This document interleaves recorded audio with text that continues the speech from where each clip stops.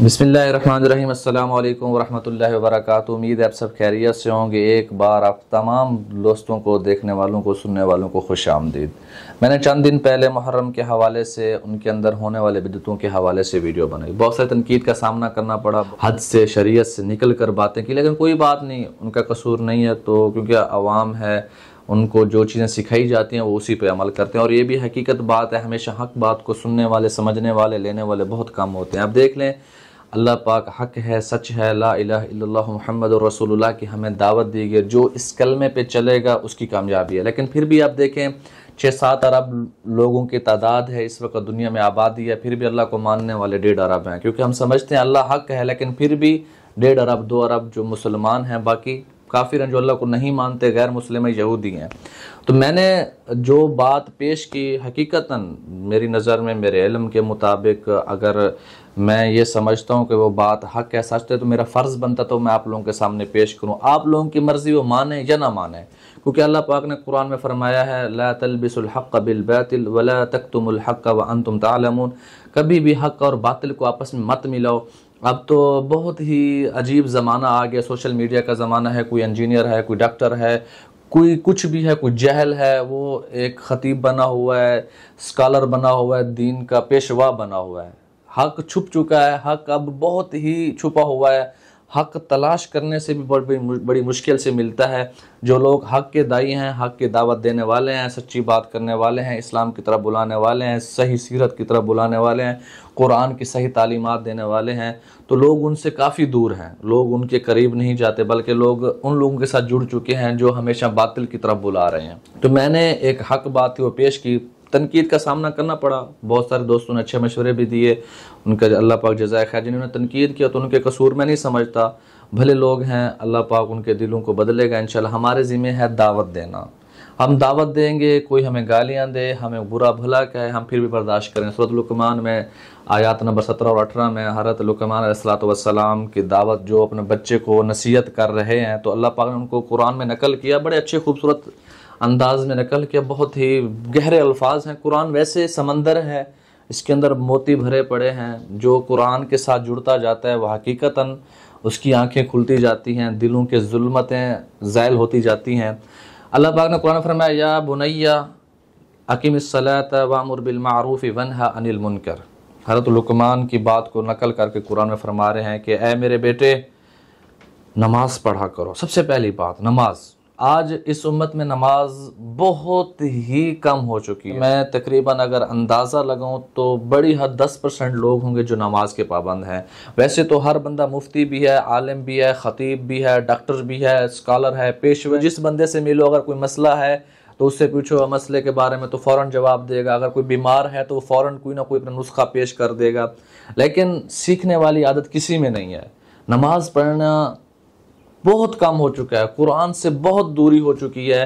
तनकीद के लिए सबसे पहले हाजिर हो जाते हैं, किसी मौलवी पे, किसी दीनदार पे, किसी अच्छी बात पे, हक बात पे तनकीद करना हो, कोई अपना तज्जिया पेश करना हो तो सारे हाजिर हो जाते हैं। लेकिन यहाँ सुने, पहले क्या हुक्म दिया रसूलुल्लाह ने अपने बेटे को, क्या नसीहत की, या बुनैया अक़िमिस्सलात, आए मेरे बेटे नमाज को कायम करो।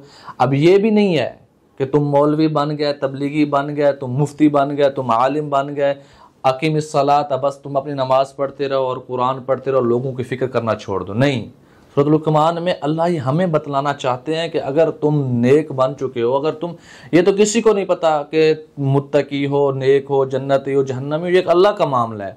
बिलफ़र्ज़ एक ज़हरी तौर पे बात की जा रही है। वाक़िमिस्सलात, तुम नमाज पढ़ते हो, तुम अच्छे काम करते हो, वअमुर बिल मारूफ़, पे तुम्हारे ऊपर लाजिम है तुम लोगों को नेकी का हुक्म दो, लोगों को नेकी की तरफ बुलाओ। बड़े समझने वाली बात है। यहाँ देखें, फिर अगली आयत है कि तो उसके साथ रब्त जोड़ूंगा तो आपको मेरी बात समझ आएगी। वन्हा अनिल मुनकर, लोगों को बुराई से रोकना है।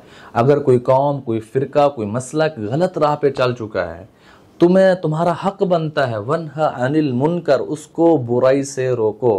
फिर आगे आयत में अल्लाह फरमाते हैं, वस्बिर अला मा असाबक।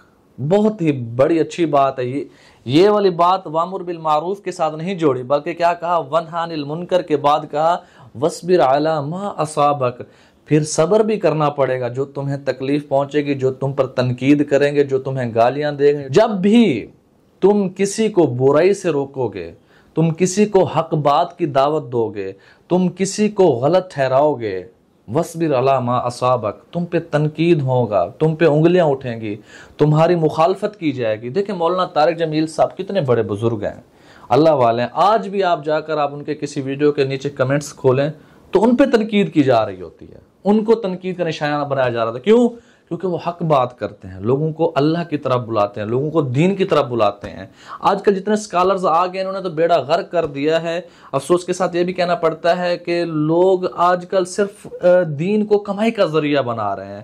میں نے جتنے بھی یہ جو اسکالرز ہیں ان پہ ریسرچ کیا، یہ اپنے فیلڈ میں ناکام لوگ ہیں، ان کے اپنے فیلڈ میں کوئی حیثیت نہیں، کوئی اوقات نہیں، انہوں نے اسلام کے لیے، اپنے پاکستان کے لیے کوئی ایسا کارنامہ انجام نہیں دیا کہ یہ نام کما سکیں۔ لیکن دین مفت ہے، کتابیں ہیں پڑھی، علماء کی لکھی ہوئی کتابیں آ کے ترجمہ پڑھتے ہیں، ترجمہ پڑھ کے پھر تنقیدیں شروع کر دیتے ہیں اور اپنے فلسفے جھاڑتے ہیں، اپنے فتوے جھاڑتے ہیں۔ تو دیکھیں ایک طرف حق بات کرنے والے، حق کے دائی لوگ، مولانا طارق جمیل صاحب، مفتی تقی العثمانی صاحب، مفتی طارق مسعود صاحب، بڑے بڑے علماء کرام ہیں، بہت سارے علماء کرام ہیں جو حق بات کرتے ہیں، جو معاشرت سکھاتے ہیں، جو اسلام سکھاتے ہیں، جو دین سکھاتے ہیں۔ ان پہ اعتراض چل رہا ہے، ایک طرف باطل ہے جس کی باتیں چٹ پٹی ہیں، جو چرب لسان ہے، لوگ ان کو فالو کر رہے ہیں، ان کو چھوڑ کے بیٹھے ہیں اور ان پہ تنقید کر رہے ہیں۔ سنن کبریٰ میں امام بہقی رحمہ اللہ کی حدیث ہے، بہت ہی کمال کی حدیث ہے۔ آپ صلی اللہ علیہ وسلم کے ارشاد مبارک ہے، کن عالما او متعلما او متبعا او محبا ولا تکن خامثا۔ بہت ہی کمال کی حدیث، ترجمہ سے سنیں، کن عالما، اگر تمہارے پاس وقت ہے، تم ذہین ہو، تم صاحب استعداد ہو، تم صاحب مال ہو تو عالم بن جاؤ۔ اگر تم یہ نہیں بن سکتے، تم جا کے کسی علماء کی صحبت میں کبھی صبح کبھی شام کبھی چلا کبھی 4 مہینے لگا کر دین کو سیکھو، متعلم بنو، طالب علم بنو، ان کے سامنے جھولی پھیلاؤ کہ ہم آپ کو علم دیں، آپ کو وہ سکھائیں۔ اگر آپ کے پاس اتنا بھی وقت نہیں ہے تو پھر کیا کہا، کن متبعن، ان کے تابع بن جاؤ۔ اگر آپ پاس اتنا بھی وقت نہیں ہے، کن محبن، پھر ان سے محبت کرنے والے بنو، تنقید کرنے والے نہ بنو، ولا تکن خامسا، 5واں بندہ نہ بنو۔ 5واں بندہ پوچھا کہ 5واں بندہ کون ہے؟ 5واں بندہ وہ ہے جو ان سے نفرت کرے، جو ان کے خلاف بغض رکھے، جو علماء کے اوپر تنقید کرے، جو ان کی نکتہ چینی کرے۔ تو 5واں مت بنو، فتہلک، رسول اللہ صلی اللہ علیہ وسلم نے فرمایا ہلاک ہو جاؤ گے اگر تم 5ویں بنو گے۔ تو آج اب دیکھیں کثرت کے اندر لوگ 5ویں بنے ہوئے ہیں۔ ایک اور حدیث نبوی صلی اللہ علیہ وسلم، انصر اخاک ظالما او مظلوما، کمال کی حدیث ہے۔ حقیقت میں بتاتا ہوں، آج ہمارے معاشرے میں ظالم بھی ہیں، مظلوم بھی ہیں۔ جو بندہ ظالم ہے وہیں بندہ مظلوم ہے۔ میرے آنکھوں دیکھا مشاہدہ ہے، میرے پاس ایک شخص آیا، کہتا ہے کہ یار مجھ پہ فلاں بندہ ظلم کر رہا ہے، میرے چیزیں غصب کر کے بیٹھا ہے، میری زمینیں غصب کر کے بیٹھا ہے۔ اس بندے کے حالات میں سمجھتا تھا، میں جانتا تھا، تو میں نے کہا یار اگر تم پر وہ ظلم کر رہا ہے، کسی نہ کسی پہ تم بھی تو ظلم کر رہے ہو۔ ذاتی طور پہ جانتا تھا، میں نے کہا یار دیکھو فلاں فلاں فلاں جگہ پہ کہ تم ظلم نہیں کر رہے، کہ تمہاری اوقات اتنی ہے کہ تم کسی کے 10 روپے غصب کر سکتے ہو، 10 روپے تم اس کے روک سکتے ہو، تو تم اس کے 10 روپے روک کے بیٹھے ہو۔ جو تم سے بڑا ظالم ہے اس کی اوقات ہے 1000 روپے روکنے کی، اس کی اوقات ہے تمہیں قابو کرنے کی، وہ تمہیں قابو کر رہا ہے۔ بڑا ظالم تمہیں قابو کر رہا ہے، چھوٹا ظالم چھوٹے مظلوم چھوٹے غریب کو قابو کر رہے ہو۔ تو ایک لین جکڑی ہوئی ہے، جو ظالم ہے وہ مظلوم بھی ہے، جو مظلوم ہے وہ ظالم بھی ہے۔ لیکن میرے نبی کا حکم انصر اخاک ظالما و مظلوما، ظالم اور مظلوم کی مدد کرو۔ صحابہ میں سے کسی نے عرض کیا یا رسول اللہ میں ظالم کی کیسے مدد کروں، وہ تو ظالم ہوگا، اس کو میں کیسے روکوں؟ تو آپ صلی اللہ علیہ وسلم کا ارشاد ہے تمنعہ من الظلم فإن ذلك نصرہ۔ تو میرے عزیز میں یہاں یہی عرض کرنے کو پیش ہوا تھا، آج جو میں خاص بات یہ کرنے آیا تھا کہ حق بات ہمیشہ بھلے کڑوی لگے جھوٹی لگے لیکن حق ہمیشہ حق ہے۔ اللہ نے انسان کو عقل دیا ہے، انسان تھوڑی بہت عقل استعمال کر کے حق بات کو تلاش کرے۔ آپ صلی اللہ علیہ وسلم کی حدیث مبارک ہے، آپ صلی اللہ علیہ وسلم کسی ٹیلے پہ ٹھہرے ہوئے تھے، صحابہ کرام نیچے ٹھہرے تھے، تو آپ صلی اللہ علیہ وسلم نے فرمایا کیا تم وہ سب کچھ دیکھ رہے ہو جو میں دیکھ رہا ہوں؟ تو صحابہ نے عرض کیا نہیں یا رسول اللہ آپ کیا دیکھ رہے ہیں؟ تو آپ صلی اللہ علیہ وسلم نے ارشاد فرمایا کہ میں تمہارے گھروں میں فتنوں کو بارش کی طرح گرتے ہوئے دیکھ رہا ہوں، بارش کی طرح فتنے تمہارے گھروں میں گر رہے ہیں۔